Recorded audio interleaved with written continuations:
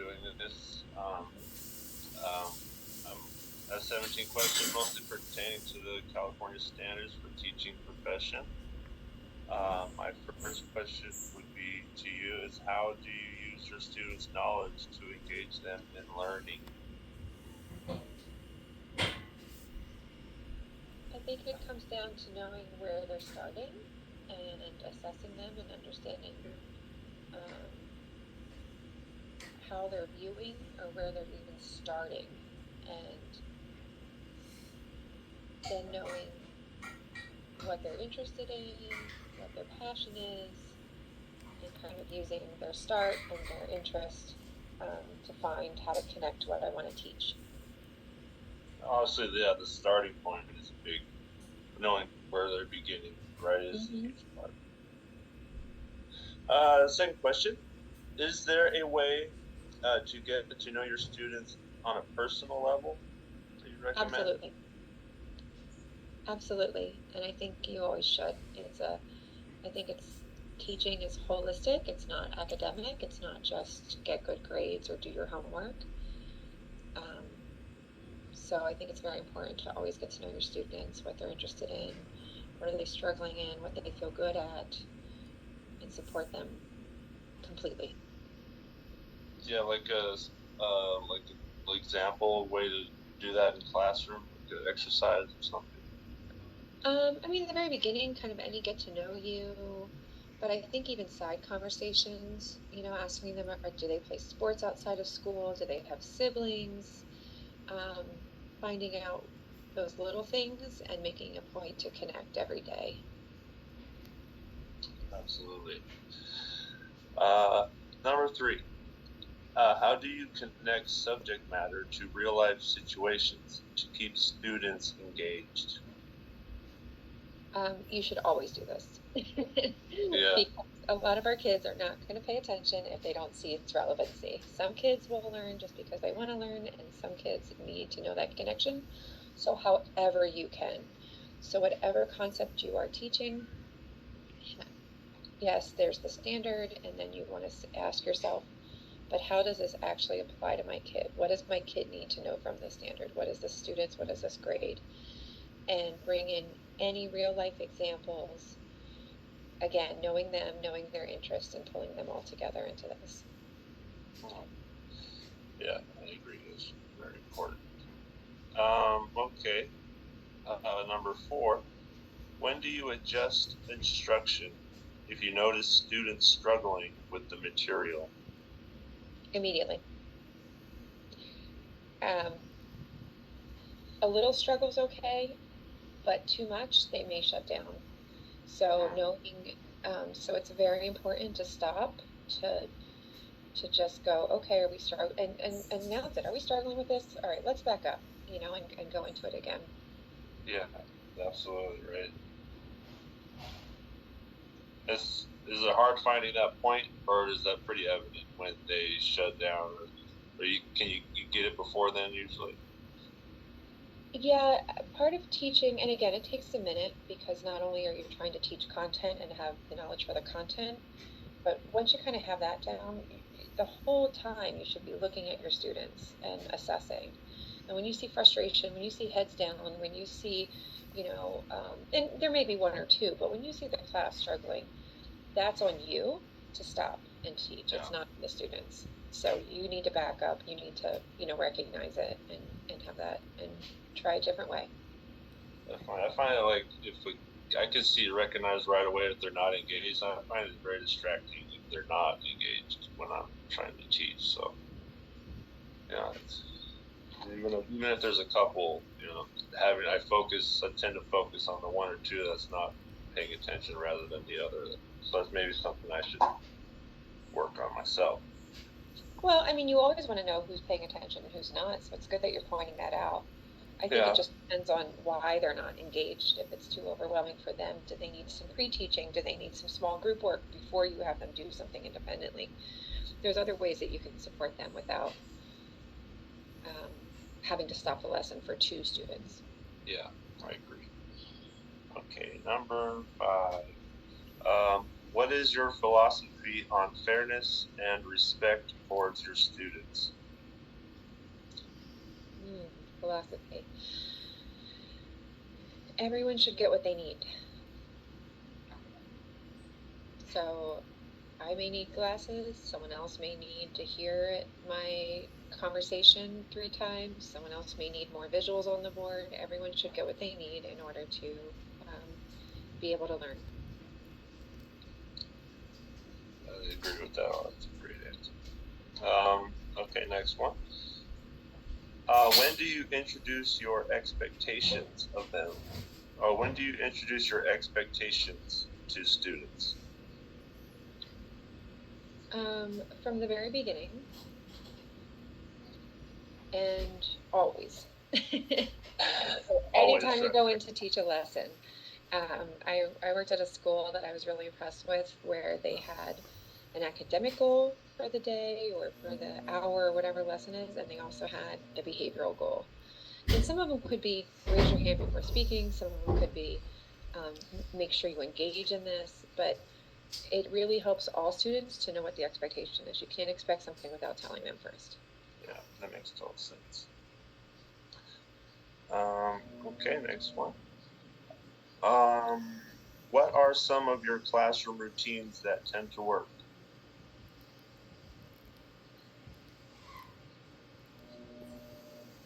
I think one of the things I always do is have an agenda and have it displayed so that everyone knows what is expected for that hour, for that day, for whatever I'm doing, workshops, anything. Having an agenda and just going over how we're going to do it.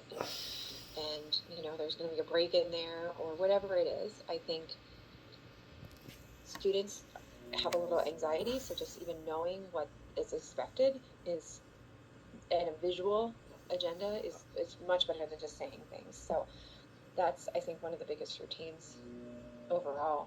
And then just making sure that movement in the classroom isn't disruptive. Like if I'm going to have them work in groups, I already kind of think about it ahead of time. Like how are they, can they just turn around and talk to someone behind them? Or if they need materials, having materials right at their desk right away, so we don't have to get up, and we minimize that time. Yeah, that's important too. Am I going to be a coach? That's what I want to be. So, like, I understand that point a lot about having to stop, tell kids to go grab their gloves or something, and then realizing, oh wow, now they're not going to be back for 10 minutes, and Yep. half of them don't know where their gloves are. Yep. So yeah, it's really important for sure. Classroom movement not being a distraction. Yep. Yep. But it's on you to be organized in the first place. Like where are they going? What do they need? Yeah. How do I set it up from the beginning? And it takes, constant reassessment and trying again. It's not something that's easy and perfect the first, second, or third time you do it. Yeah. But it's constantly having that reflection about it. Like, ooh, how could I have done that better? Yeah. And being able to adapt, right, on the fly, seeing what works and recognizing what works and doesn't work. Okay, next question. How do you create a safe space for students? Part of that's the kind of, again, setting expectations so they know what's expected, setting an agenda so they know what's happening that day, and then also honoring all emotions. Checking in with students, maybe greeting them right before they come in. I've seen classrooms that do that. I had a 7th grade teacher that would shake every single kid's hand every single morning as they walked in. She could, eyeball them. She could, check on things right away. I've seen great where there's circles, where there's check-ins emotionally, but any kind of thing, mindfulness, any kind of thing where you can slow down and have the kids kind of take a deep breath and maybe get out what's bothering them, so that it's, there's an old saying called emptying the cup. Ernie Mendez used to say that. And, people need to empty their cup before you fill it again. So whatever happened that morning, whatever happened at recess, you want the kids to be able to process it, put it in a little box, and move on. But knowing that you're there to help and process. Okay, thank you. Very good insight. Okay, next one. What is your procedure for any bullying, harassment, or racism in your classroom? Mm. Automatically address it. It depends. If it's a bullying situation, I don't want a student to feel worse by, so it depends on how I address it, but it automatically and immediately will be addressed. Yeah. If it's racism, I want to share with the class, and I've talked to students about this. I'm not going to talk in the corner and say, this isn't okay. I want everyone to hear it from my mouth that whatever happened, we don't do that. We don't tolerate it. I will follow up, but anything like that, anything I see that is unkind, that doesn't promote a safe space in the first place. So it has to be addressed. But Yeah. the circumstances depend on how it will be addressed. Okay. Makes sense. Okay. What methods do you use to keep students engaged and motivated, especially when they seem uninterested? So I really, really try to pay attention to how much I'm talking and how much they're talking, how much I'm moving and how much they're moving. Most kids, most adults, we're not good at sitting. Yeah. And especially as teachers, we didn't go into this to sit, and our kids need way more movement than they are getting.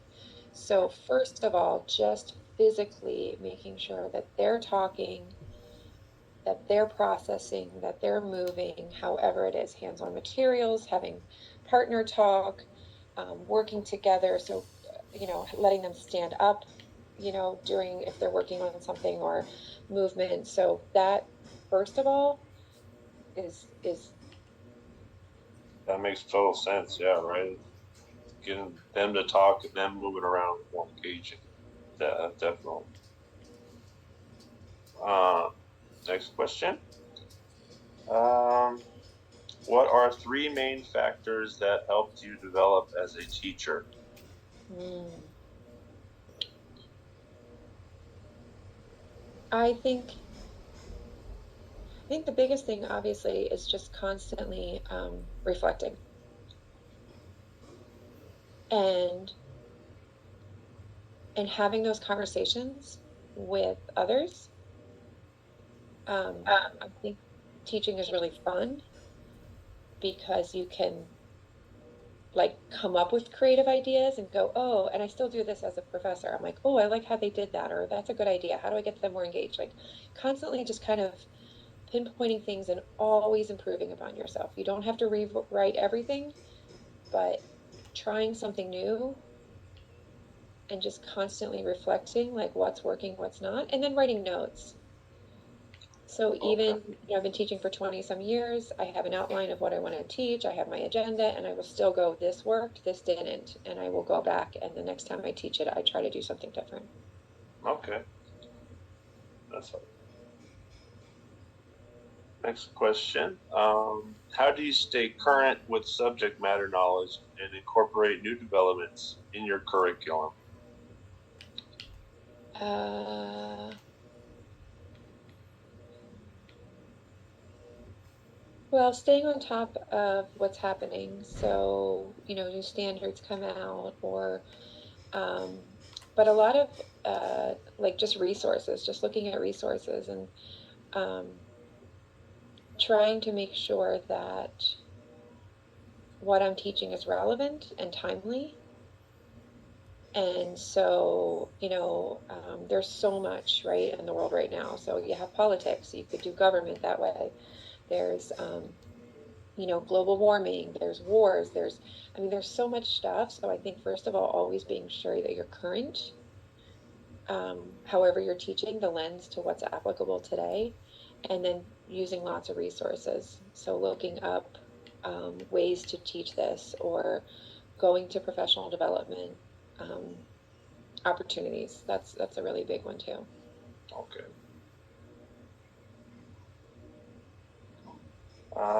Next question. What are some effective ways to provide constructive feedback that helps students improve? I think it's always nice to ask them how they're doing, how they felt about an assignment, or a quiz or a test, asking them what they may need from me or whoever, teacher, and then providing them positive, encouraging things with maybe if they identify it, then I can figure out ways that I can help. If I bring it up, then it's going to be cushioned between positive statements. So I'm going to bring up a thing, saying, okay, let's try one thing, and then do you think you could do that, and praise it again. I think you could XYZ. Okay, that's a good suggestion. Next question. How do you collaborate with colleagues and families to support student learning and well-being? Great question. First of all, newsletters. I'm a big fan of newsletters to families, so it could even be electronically or emails every week, but somehow cluing the families in. I don't care how old the kid is, it's even as a parent of a middle schooler or a high schooler, I love it that I still get some emails from teachers because my kids aren't telling me everything, even though they could. So I think emails of like what's happening and what's current and I think weekly is really, really nice. At least once a month from whatever teacher it is, subject teacher. And then with colleagues, there are opportunities for meetings after school and things like that. But I say take whatever you can, whatever time you can. Walk in other classrooms. Look at what other teachers have. I mean, no one's perfect, but there's such a wealth of knowledge at one school site. You can walk through different classrooms. You can ask for advice or a mentor teacher. And the collaboration is so fun.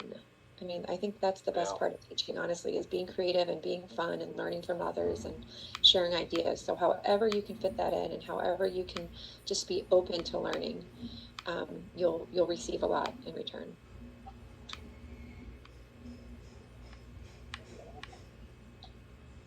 All right, 2 more. Thank you for hanging with me. I appreciate it. You're so great, honestly. I've learned so much just from answering these questions, so I appreciate this anyway. Of course, thank you. I'm going to shut my screen door. Okay. Of course, they have to cut the lawn right now. Yeah. How do you integrate technology into your teaching, and what tools or platforms have been most useful for you?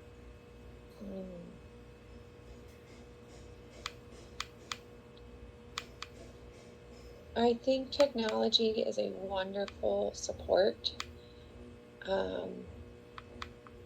for access. So for students on Chromebooks, if they have the Google Suite, they can talk into it instead of typing. So if they're not good handwriting or typing is hard, being able to talk into it and listening to it, I think that way with technology and access is amazing. They can edit work much easier on technology. Trying to think what else. I think kids are so technology savvy, especially this latest generation, and the idea that they watch what they're interested in. So if it's YouTube short, they'll watch that for a minute and they watch it, right? And so I think knowing that they like technology, I think it's something to use. But one of the things that we're finding is that even though they like technology, they don't know how to use it appropriately. So I think one of the big things is teaching how to use it appropriately, teaching how to find sources. But actual platforms, I think whatever works, like Google Classroom, Canvas.